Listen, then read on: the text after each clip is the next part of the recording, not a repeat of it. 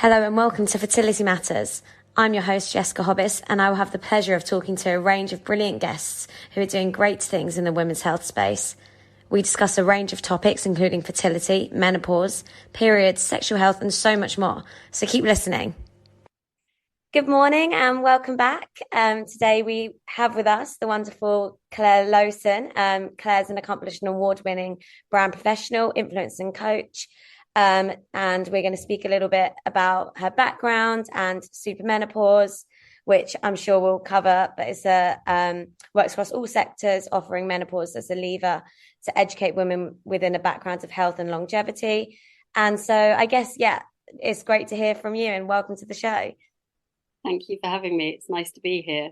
But I guess, I always start asking guests a little bit about their background and how they kind of got involved in the women's health sector. So it would be great to hear about that. Okay, thank you.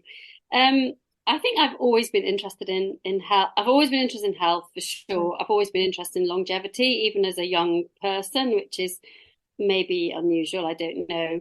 Certainly it wasn't a kind of cool thing when I was young, but I just always have felt that I've been interested in optimizing potential and, living the best life that you can for as long as you can. Even as a child, I used to get my friends to kind of, go around the village doing laps, or I'd time them. I was always trying to improve their performance. And so that's coloured my whole life. And I think that I've always kind of felt that, we all should naturally aspire to just keep going forever. But as I got older, I realised that that's not the way that everybody sees it. And at a certain point, people start to change their language and change their kind of connection with the world and start to rejig things according to this kind of, as if they're going into this kind of slow decline. So I was really fascinated by that. COVID came.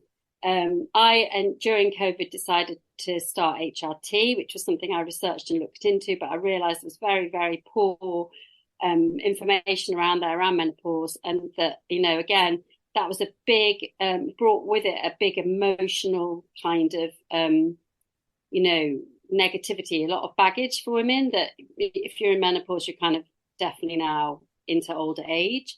And I wanted to really look at that and think about that and why that is. And it makes no sense at all, because obviously these days, most people's longevity is a lot longer than they think. It's probably, on average, they say it's 10 years longer than most people think. You can go online and do these various kind of calculators, and most people would come back with the calculations that's 10 years beyond what they think.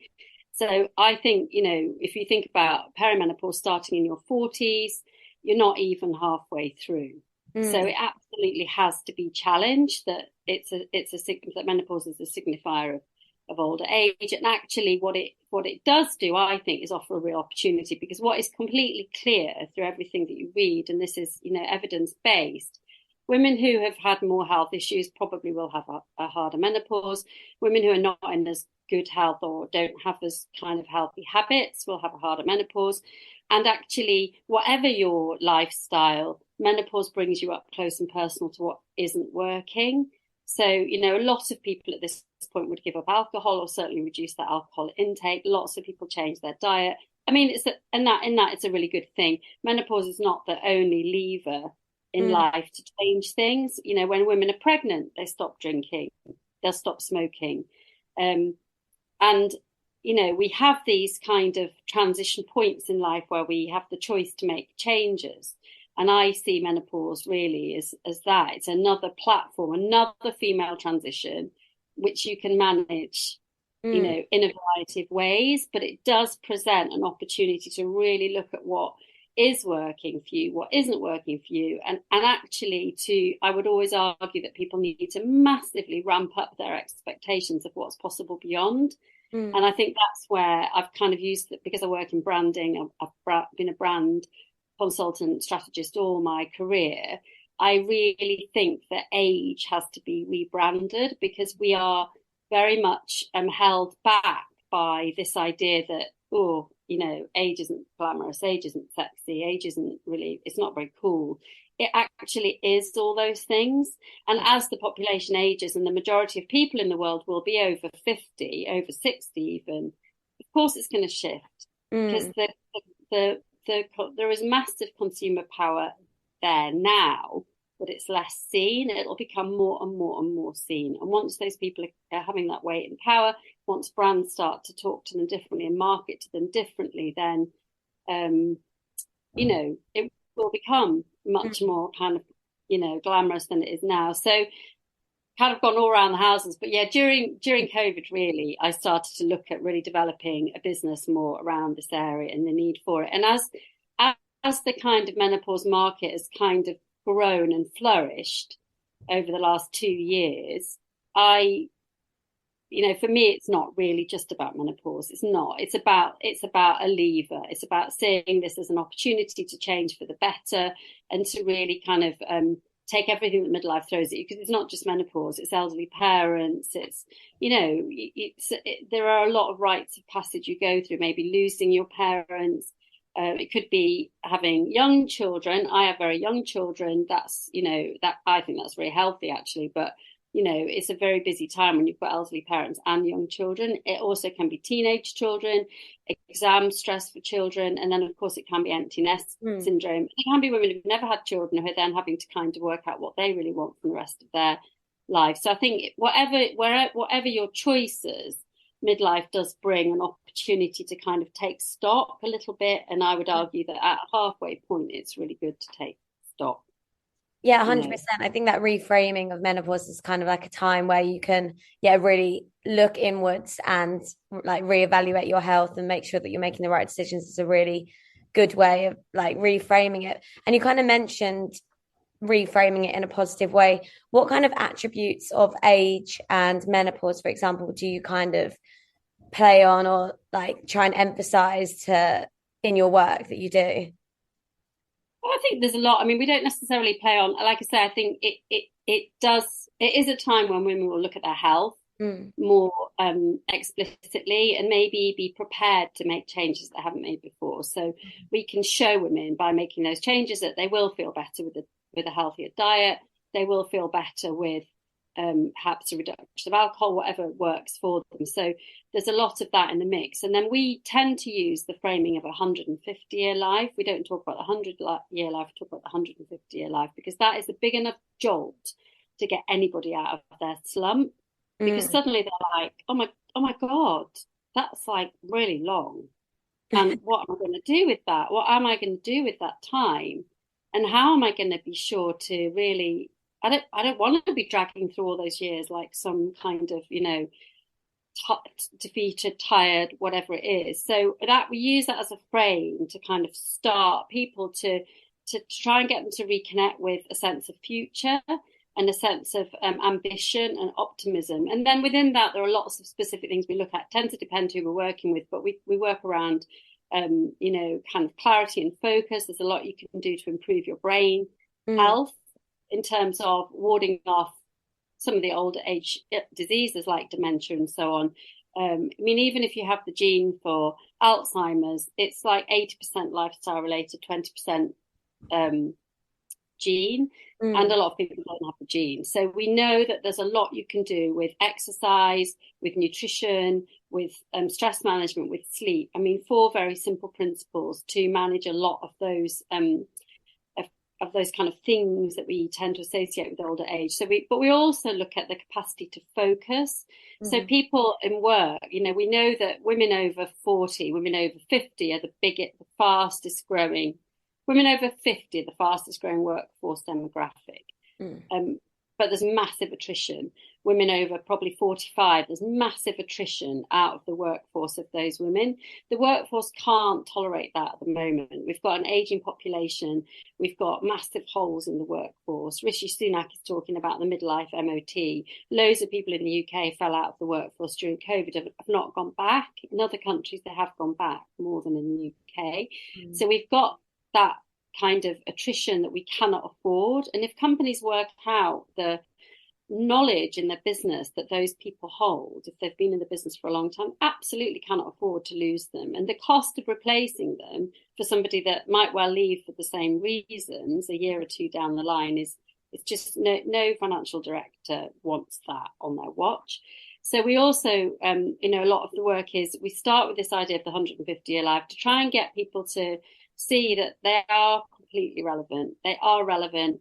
Their experience counts. Where they sit is probably not just ticking one box. They actually cover loads of boxes. So it's really about rethinking and retelling your own story of where you've come from, where you're going to. And then we look at really specific work that can help people, feel that their memory is still strong. I mean, it is still strong, but we can also work at strengthening memory, strengthening focus, avoiding distraction. And these are not issues that are actually really hitting people over 40 or 50 more. We know that, we're in a world of noise and distraction. Nobody can concentrate now like they used to be able to. And that goes right down to children. The attention span of everybody is dropping because of tech and our kind of constant intrusion from Instagram, from emails, from, whatever it is. So we can do a lot of work around a kind of mix of areas to kind of help people feel more in control of a lot of different elements. And we work around a 3-phase. We call it reframe, realize, and refocus. So the reframing is the whole get with the idea that you have a big future ahead of you, and that it's cool to be old. And then the UK Health Radio, the station that makes you feel good.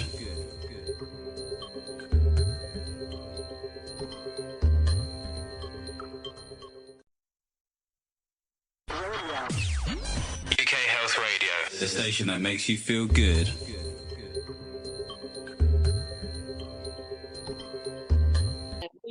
The refocus is really looking at where the best changes need to be, and then realize is kind of bringing those into part of your bigger plan or goal achievement or whatever it might be. And a lot, if we work with corporates, then the realize bit would also be really embedding that work into the fabric of the culture so that it's always going to be there from that point on. And we know that millennials burn out. With the millennial burnout is a big issue at the moment. We know that Gen Z come in needing slightly different structures and different systems. Their mental health is poorer. Their anxiety levels are higher, and actually pushing the kind of scope of age and establishing the idea that you will still be active and contributing at 70 and 80 and 90, it really helps everybody because it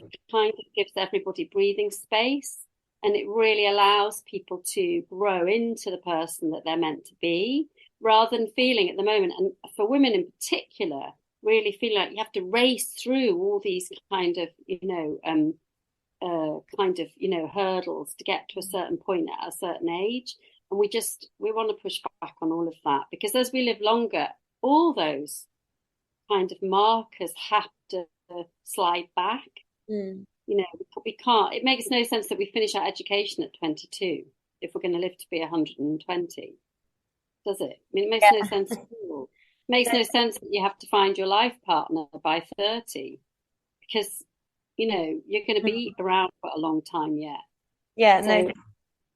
So kind of reframe, I guess, changing people's perspectives a little bit to open up potential. Yeah, definitely. I think it seems like a lot of it is focused on that, adding in that confidence to women's life in particular, where it's particularly when women go through menopause, I feel like you lose a bit of confidence, and that I think the work that you're doing to kind of re-establish that confidence and realize that even if you're saying things like the 150-year life, it's not necessarily that people believe they're going to live to 150. It's the fact of reframing it in a positive way that you feel confident about it. So I think, no, that works really amazing. And so this is with your business, Supermenopause. So I'd love to hear a bit more about kind of how you set that up, the kind of the day-to-day work with that, and how.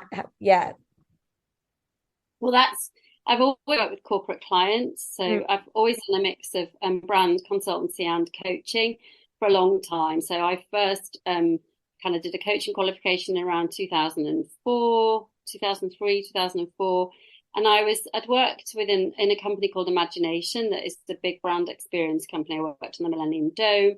So it's always been around storytelling and a lot of it was B2B work, but using kind of, you know, getting people to learn experientially to you know, and so I was interested in kind of developing that within businesses, so that businesses don't just use that to talk to their customers, but how they really develop their people internally and keep them in that kind of energized way and build really positive internal culture. So the first, I ran a program called Energy Lab for quite a long time, and our first Energy Lab was designed for Lloyd's TSB in 2004.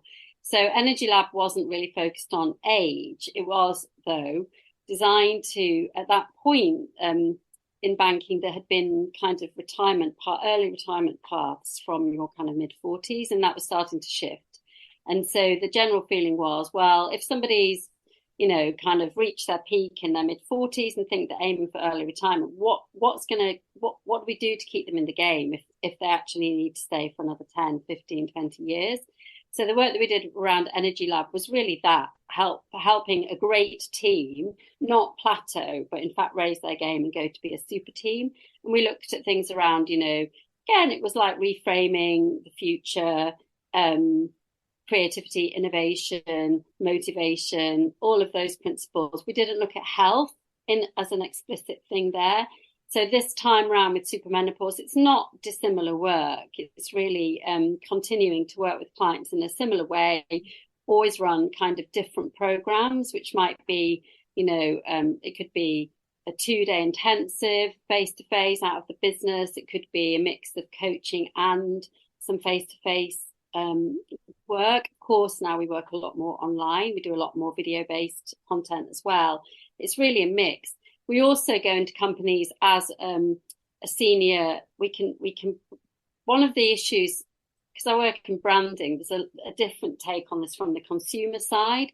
Women not represented in brands effectively. Fashion doesn't really feature women of, you know, 40, 45 plus. It tends to be always focused on the younger market. So we know that brands have to brand this age differently.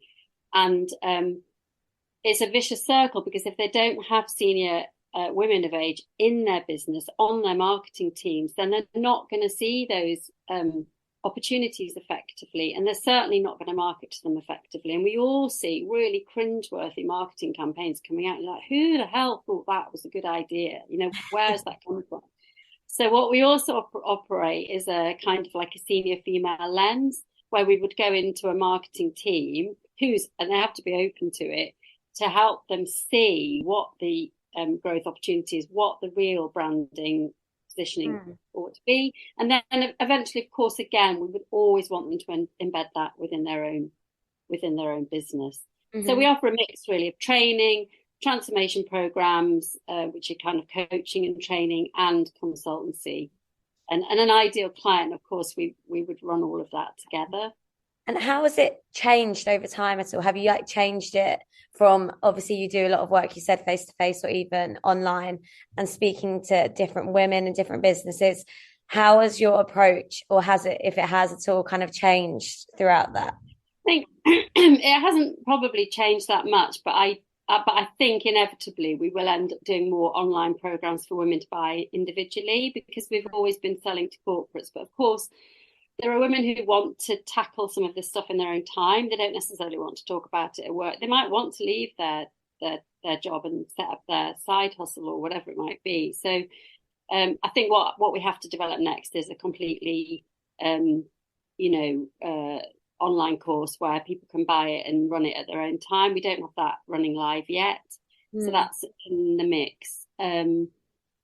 But I think in general, it's just building up traction. I think the area of real interest now, because of course, we started with the title Supermenopause, and that was a bit of a kind of pushback on some of the menopause kind of like doom and gloom and fear mongering. Yeah. It was really to say, yeah, no, we don't see it as that. We're not that. We're saying that menopause is really an opportunity, and it is an opportunity for a company, for a culture, for a woman. To change the nature of your kind of, communications, your transparency, all sorts of things. But I think really now this massive issue of the attrition in the workforce of older women, and the gender pay gap massively widens at 50 plus. That is the next big thing. That has to be solved, because if we're going to keep women in the workforce, we absolutely have to make sure that they're equitably rewarded. It's hard for them to stay in. They do end up with the bulk of elderly parental care. They do end up dealing with a lot of the issues that growing up children can bring back into the household, and they're in senior roles at work. And we know that, people of all genders, if you do that, you can look at the stats for this. People of all genders will opt often to be managed by a senior woman. And that's because women naturally lead in a different way. And they are interested in the development of their team. And they've kind of got that like whole empathy going on, maybe in a different way. So we know that younger people of all genders like senior women line managers, senior women leaders. And yet, we've got a lot of those women leaving the workforce and certainly not being fairly paid. That has to be dealt with next. Yeah. UK Health Radio, the station that makes you feel good.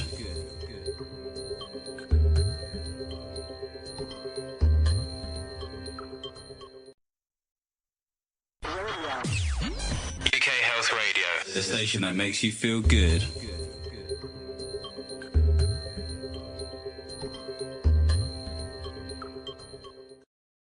I think it's not even that there's necessarily one type of like leadership that's better or one type, but I think having that diversity and representation across leadership, I think, is the key point, where it's like people can mix and match and there is someone for everyone, and people can have different people they aspire to that look different and act differently. And I think that's definitely, a massive thing that we also do at Screaming, with that retention of women in the workforce is such a key.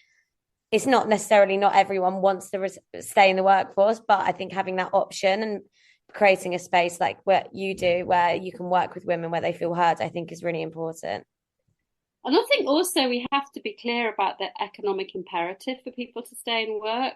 If you're going to leave work, be clear what you're going to do, because we know that people left during COVID and are now slightly twiddling their fingers thinking, well, what now? What now? Because actually to ride, the idea of retirement, if that's like nice holidays, massages, nice lunches, of course, that's really seductive.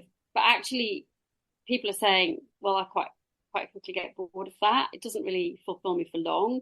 And we know that there's always been this kind of retire and die, scenario. People don't necessarily thrive after retirement. It can really accelerate aging.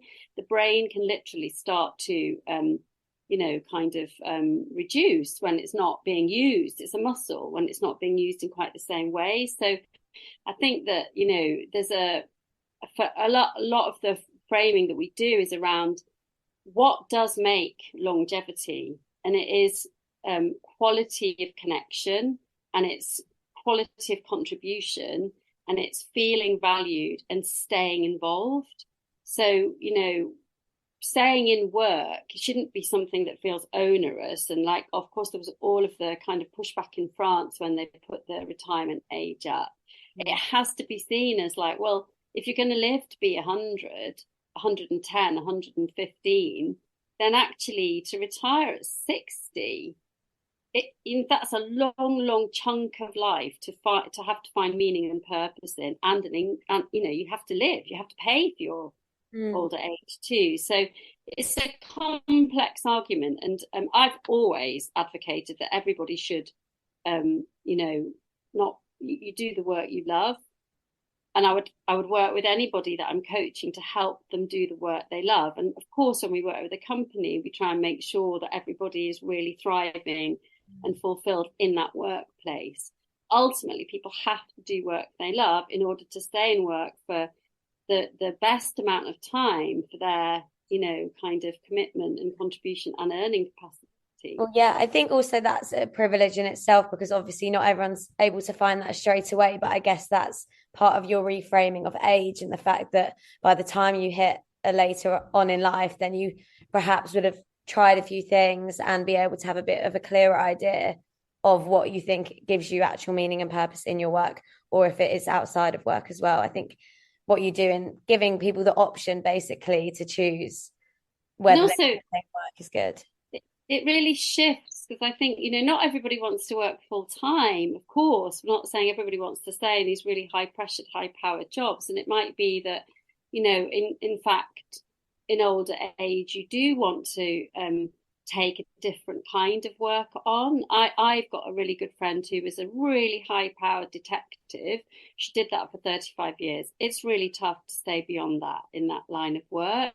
It's too tough. It's shift work. It's exhausting. It's mentally very, very, it's hardcore. And she now works for a university, advising them on, career paths, working with kind of all the kind of undergrads and postgrads going on to build their careers. And she works for the Samaritans. So she's using her experience in different ways, and it's giving her much more flexibility and much more chance to now we build our own kind of health, which, that's quite hard through that kind of career. So there are lots of different avenues, and there are lots of different ways of companies thinking about this in different ways. And that's what we want to encourage. So John Lewis, I mean, I don't know what they're doing now. It was some years ago I worked with them when their alumni, they really retained their alumni network.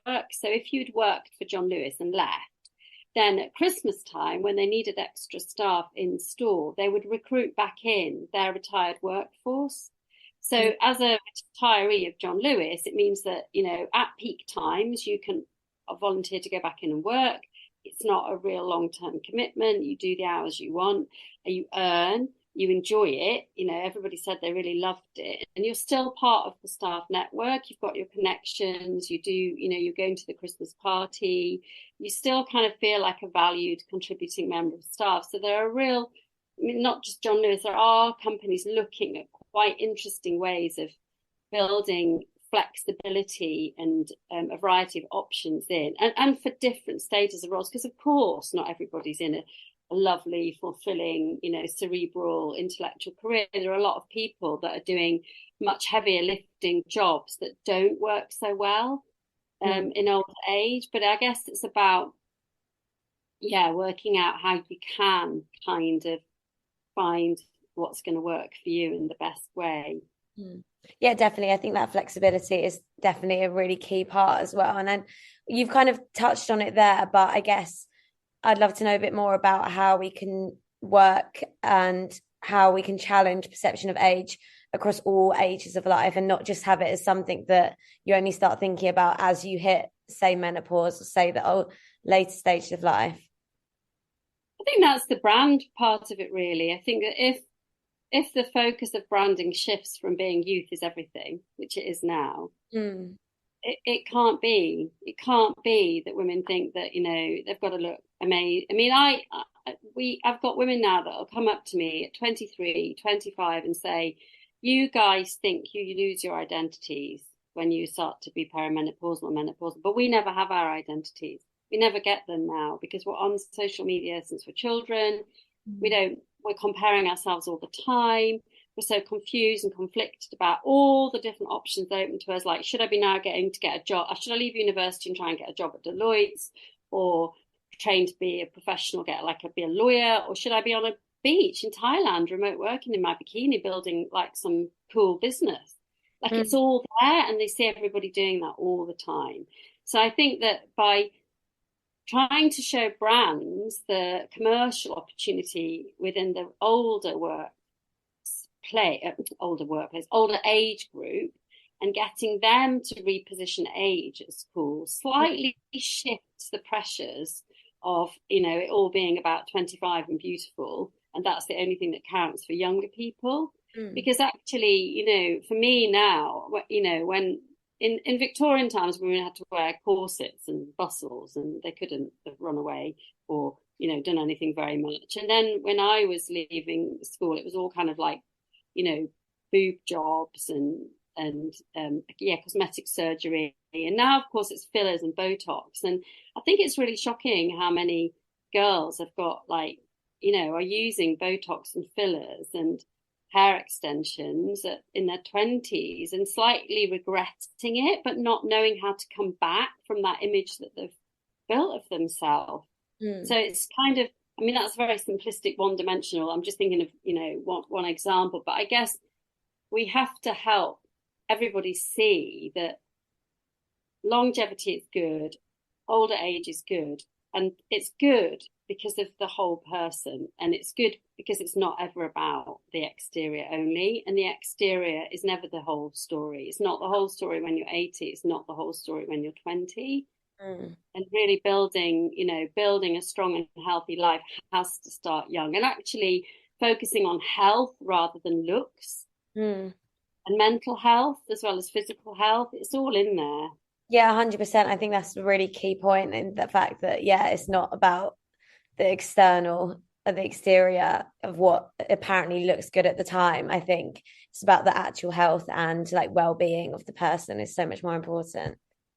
And finding out yourself, working out who you are, and being true to yourself. Because I'd equally say that we do want to still be looking good at 70 and 80. I think that is what we're talking about. We're not, you know, we are saying that good health comes from the inside out. People who've got vitality and energy and good, great health do look good, but it's not a superficial kind of, you know, like fake thing. It's actually, it's coming from radiant health, which is, and that confidence.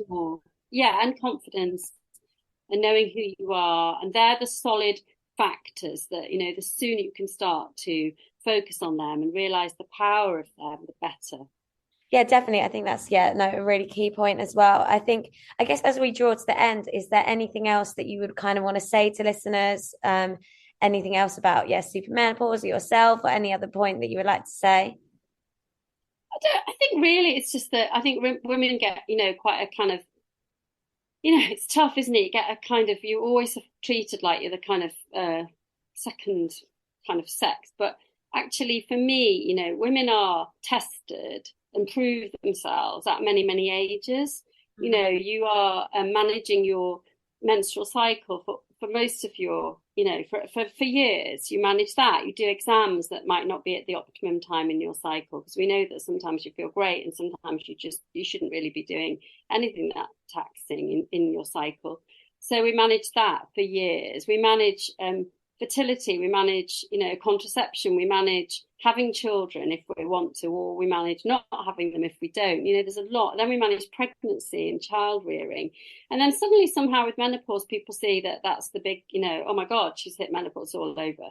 For me, it's another transition. And all of those transitions build women just as they would build men. You know, if men are going through health scares, various rites of passage, cancer, you know, we know that all these things can build us into stronger versions of ourselves, but women just have them biologically. We have to pass through these various biological transformations, and we grow with all of them, you know. And you can, you know, at work that if you look at the kind of logistical capacity of a mum of young children to manage a lot, it's all there.